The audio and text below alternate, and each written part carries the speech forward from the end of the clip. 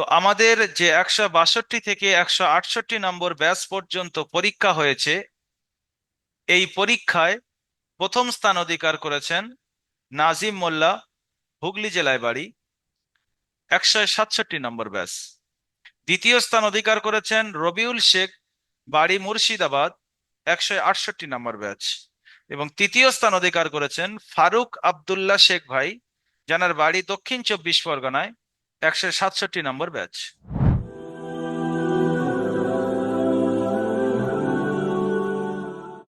আসসালামু আলাইকুম ওয়া রাহমাতুল্লাহি ওয়া বারাকাতুহু। ওয়ালাইকুম আসসালাম। ওয়ালাইকুম আসসালাম। জি, আপনারা সবাই ভালো আছেন? জি, আলহামদুলিল্লাহ আলহামদুলিল্লাহ। ভালো আছি। আপনি কেমন আছেন? জি, আলহামদুলিল্লাহ ভালো আছি। আমার কথা শোনা যাচ্ছে? জি। দারুল আমাল একাডেমিতে কোরআন ধরানোর সময় পরীক্ষা নেওয়া হয়, এবং ওই পরীক্ষাতে প্রায় 150-200 স্টুডেন্টদের মধ্যে থেকে 3টি ছাত্রকে আমরা নির্বাচন করি। প্রথম স্থান, দ্বিতীয় স্থান, তৃতীয় স্থান হিসেবে আমরা নির্বাচন করি। তো আমাদের যে 162 থেকে 168 নম্বর ব্যাচ পর্যন্ত পরীক্ষা হয়েছে, এই পরীক্ষায় প্রথম স্থান অধিকার করেছেন নাজিম মোল্লা, হুগলি জেলায় বাড়ি, 167 নম্বর ব্যাচ। দ্বিতীয় স্থান অধিকার করেছেন রবিউল শেখ, বাড়ি মুর্শিদাবাদ, 168 নম্বর ব্যাচ। এবং তৃতীয় স্থান অধিকার করেছেন ফারুক আব্দুল্লাহ শেখ ভাই, যার বাড়ি দক্ষিণ 24 পরগনায়, 167 নম্বর ব্যাচ। এই তিনটি ভাই দারুল আমাল একাডেমিতে 162 থেকে 168 নম্বর ব্যাচ পর্যন্ত যে পরীক্ষা হয়েছে তার মধ্যে থেকে নির্বাচিত হয়েছে ফার্স্ট, সেকেন্ড, থার্ড হিসেবে।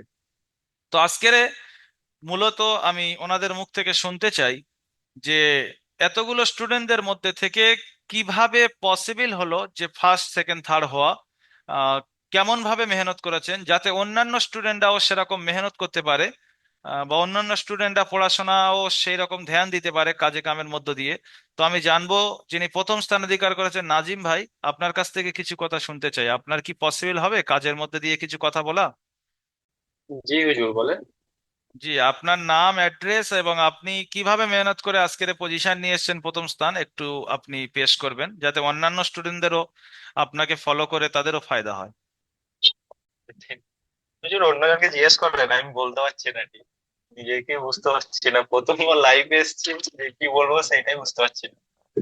আচ্ছা, তো আপনার বলেন না, আপনার অ্যাড্রেসটা বলেন, নাম বলেন, বাস এতটুকু। আর আপনি কাজে কামের মধ্যে দিয়ে কটার সময় করে ক্লাস করেন, কিভাবে মেহনত করেন, একটু পেশ করলে তো হবে। এখানে গুছিয়ে বলার কিছু ক্লাস নেই। যে ক্লাস 10টা থেকে 11টা পর্যন্ত করি। আর ক্লাস প্রথমে আমি অ্যাড হয়েছিলাম 1 মাস আগে, সেখানে ক্লাস করতে পারিনি। আমি 6টার সময় ক্লাসে অ্যাড হয়েছিলাম। তো বলেছিলাম যে 6টার সময় আমার উঠতে অসুবিধা হচ্ছে, কাজের সময়তে লেট করে শোয়া হয়, আমাদের শোনার কাজ হয়। তো সেই উদ্দেশ্য বলেছিলাম, তো সেখানে মতলব অসুবিধার কারণে সেটা আর হয়নি। তার 1 মাস পরে তারপরে সময়টা চেঞ্জ করা হয়েছিল, 10টা থেকে 11টার সময় করে ক্লাস করার একটা সিদ্ধান্ত নিয়েছিলাম। তারপর থেকে ক্লাস করলাম। আমাদের যে মতলব উস্তাদ আছে, হুজুর আছে, সে খুব ভালোই পড়ায়। উনি পড়াশোনা খুব ভালোই করায়, কিন্তু খুব ভালো লাগে। জি, ঠিক আছে। হ্যাঁ, নাজিম ভাইয়ের অনেক আর কি লজ্জা কাজ করছে। ঠিক আছে, কোনো অসুবিধা নেই। দ্বিতীয় স্থান অধিকার করেছে রবিউল ভাই। জি, আপনার বাড়ি এবং আপনার বর্তমানে কোথায় আছেন, কিভাবে মেহনত করেছেন, একটু পেশ করবেন। যে আমার বাড়ি আছে মুর্শিদাবাদে, মানে কলকাতায় কাজে কোথায় কাজ আছেন করি। কাজে? কলকাতার নৈহাটিতে। আচ্ছা, আচ্ছা। জি, আপনার ব্যাচ ক্লাসের টাইম এবং কিভাবে আপনি কর্মব্যস্ততা যে মেনটেন করে মেহনত করেন, একটু পেশ করেন। যে আমি 168 নম্বর ব্যাচে পড়ি। রাত 10টা থেকে 11টা অব্দি ক্লাস হয় আমাদের। তো আলহামদুলিল্লাহ ওখানে বেশ ভালোই পড়াশোনা হয়। হুজুর বেশ ভালোই করেই বোঝান। এবং আমরা এই সকালবেলায় কাজে যাই, তো সকালবেলাতে এই কাজে ফজরের নামাজ পড়ে আমি একটু পড়তাম। তো এর মধ্যে আবার বিকেলে কাজ যখন ছুটি হতো তখন একটু পড়তাম। এইভাবে যখন একটু সময় পেতাম ফাঁকা, তখনই দেখে নিতাম একটু বা দু একবার। এইভাবেই। ঠিক আছে, মার্শাল্লাহ। ফারুক শেখ ভাই। জি হুজুর, আসসালামু আলাইকুম। ওয়ালাইকুম আসসালাম রহমতুল্লাহ বারাকাত। জি, আমার নাম ফারুক আব্দুল্লাহ শেখ। বাড়ি দক্ষিণ চব্বিশ পরগনা হুজুর, ওটা উত্তর চব্বিশ পরগনা সন্দেশখালীতে। আমি এখন তামিলনাড়ুতে থাকি কাজের সূত্রে। এখানে আমরা কাজ করি রাত 8টা থেকে, এই সকাল 8টা থেকে রাত 9টা পর্যন্ত। আমার ক্লাস টাইম রাত 10টা থেকে 11টা পর্যন্ত করেছি। 167 নাম্বার ব্যাচ আমার। যিনি আমাদের পড়ায় হুজুর খুবই ভালো। ইচ্ছা ছিল আগে কোরআন শেখার, কিন্তু শিখতে পারিনি। আজ এই দারুল আমাল একাডেমি থেকে একটা ফেসবুকে মেসেজ দেখে জয়েন হয়েছি। আজ ক্লাস করে কোরআন ধরেছি, খুবই ভালো লাগছে। ইনশাল্লাহ দোয়া মার্শাল্লাহ। করবেন। আহ আপনারা কর্মব্যস্ততা মেনটেন করে যে মেহনত করেছেন, এর কারণে কি কর্মব্যস্ততার কোনো ক্ষতি হয়েছে, না কর্মব্যস্ততা সবকিছু ঠিকঠাক আছে তার মধ্যে দিয়েও শিখে গিয়েছেন? না, কর্মব্যস্ততা সবই ঠিকঠাক আছে হুজুর, কিন্তু যে রাত 10টায় আমরা ক্লাস করতাম, ক্লাসের পরে যে কাজে যখন যেতাম, যে ক্লাসটা হতো শুধু মুখে ওটা অটোমেটিকলি চলে আসতো। মানে ওটা মনে করতাম আর কি ক্লাসটা। আর খাবার টাইম ছিল 1 ঘন্টা, 12টা 45 থেকে। ওই 1 ঘন্টা একটু দেখতাম, দেখে মানে নুরানি কায়দাটা একটু প্র্যাকটিস করতাম, রিভাইজ করতাম। এখানে একটা আমি এভাবেই। পয়েন্ট পেয়েছি, যে পয়েন্টের উপরে কিছু কথা বলতে চাই।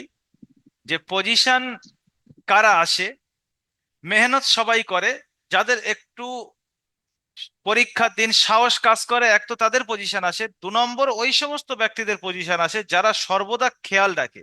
ভাই এখানে কি বললো, রাত 10টা থেকে 11টা আমরা ক্লাস করি, কিন্তু যখন আমি কাজে বেরোয় যাই তো ওই কাজের মধ্য দিয়ে সব সময় পড়াটা আমি ইয়াদ করি বা স্মরণ করি, পড়ার দিকে আমার জেহেনটা থাকে।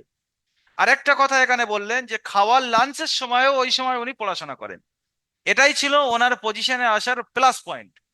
তো যাই হোক, আপনারা যারা আমাদের ছাত্ররা ভিডিওটি দেখছেন বা বাইরে থেকে দেখছেন, মেহনত করতে হবে, কর্মব্যস্ততা মেনটেন করে মেহনত করলেও কোরআন শেখা যায়, এটা পসিবল আর কি।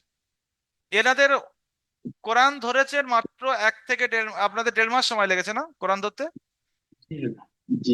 এই সমস্ত ভাইয়েরা মাত্র 1.5 মাসের মধ্যে পজিশন নিয়ে এসে কোরআন ধরেছেন, এবং এনাদের সাথে অনেক সাথী আছে তারাও ওই একই সময়ে কোরআন ধরেছেন। পজিশনটা তো ভাগ্যের বিষয়, পজিশনটা আল্লাহ যাকে সম্মান দেন সেই সম্মান পায়।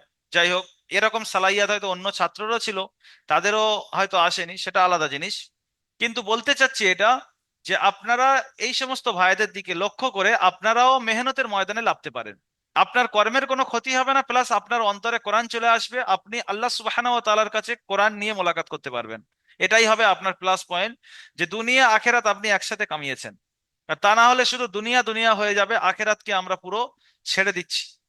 তো এই সমস্ত ভাইদের দিকে লক্ষ্য করে আপনারা যারা আমাদের সঙ্গে যোগাযোগ করতে চান, নিচে স্ক্রিনে দেওয়া নাম্বার 7679591110, এই নাম্বারে কল করতে পারেন, বা নিচে হোয়াটসঅ্যাপ বা মেসেঞ্জার বাটনে ক্লিক করে মেসেজ করতে পারেন। ভালো থাকুন, সুস্থ থাকুন, কোরআনকে ভালোবাসেন, কোরআনকে মহব্বত করুন। আসসালামু আলাইকুম ওয়া রাহমাতুল্লাহি ওয়া বারাকাতুহু। ওয়ালাইকুম ওয়ালাইকুম আসসালাম আসসালাম ওয়া রহমতুল্লাহ। রাহমাতুল্লাহ।